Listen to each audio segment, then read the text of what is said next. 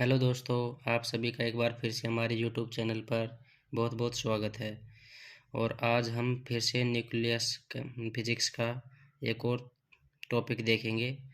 Topic का नाम है रदरफोर्ड का अल्फा परिकिरणों का प्रयोग। तो दोस्तों, आज हम इस प्रयोग के बारे में देखेंगे। तो हम अपने टॉपिक को शुरू करते हैं। तो रदरफोर्ड परिकिरण प्रयोग में एक रेडियो एक्टिव स्रोत लिया जाता है। तो दोस्तों, इस रदरफोर्ड का प्रयोग करने के लिए रदरफोर्ड ने सर्वप्रथम एक रेडियो एक्टिव पदार्थ लिया, क्योंकि ये जो प्रयोग है रेडियो एक्टिव पदार्थ के बिना संपन्न नहीं हो पाता था। तो जिसकी सहायता से अल्फा कणों का एक पुंज प्राप्त किया जाता है। तो ये जो रेडियो एक्टिव पदार्थ क्यों लिया जाता है इसमें, क्योंकि हमको इस प्रयोग को पूरा करने के लिए एक अल्फा कणों का एक पुंज चाहिए था, ताकि हम उसको एक सोने की पतली झिल्ली पर डाल सके और अपने प्रयोग को अंजाम दे सके। तो अल्फा कणों का पुंज प्राप्त किया जाता था। इस अल्फा कणों के पुंज को स्लिड S1 की सहायता से सोने की एक पतली झिल्ली पर आपतित किया जाता है। और इस घटना के बाद यह देखा गया कि 0.14% अल्फा कण 1 डिग्री के कोण से भी ज़्यादा के कोण पर परिगणित होते हैं, तथा 0.125% अल्फा कण 90 डिग्री के कोण से भी ज़्यादा कोण पर परिगणित होते हैं। तो परिगणन के बाद इन अल्फा कणों को एक संग्राहक प्लेट पर प्राप्त किया जाता है, जो कि निम्न प्रकार हम इसको चित्र की सहायता से समझ सकते हैं।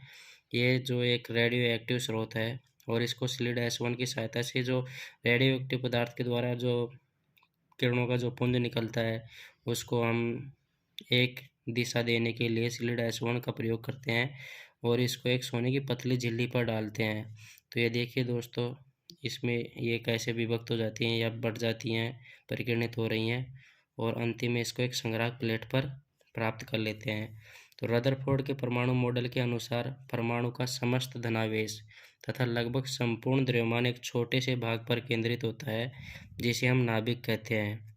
तो नाभिक की त्रिज्या 10⁻⁻15 फर्मी मीटर कोटि की होती है तथा नाभिक का आवेश Ze होता है, जहाँ पर Z बराबर होता है प्रोटॉनों की संख्या, नाभिक में कितने प्रोटॉन है, और E बराबर होता है नाभिक में चारों ओर चक्कर लगाने वाले इलेक्ट्रॉनों की संख्या।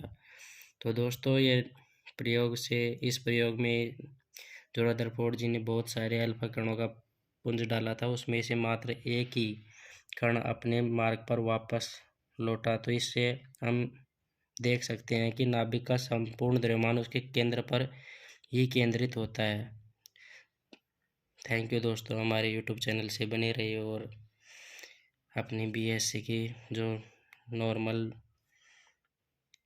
थ्योरेटिकल पार्ट है उसका अध्ययन करते रहिए। Thank you.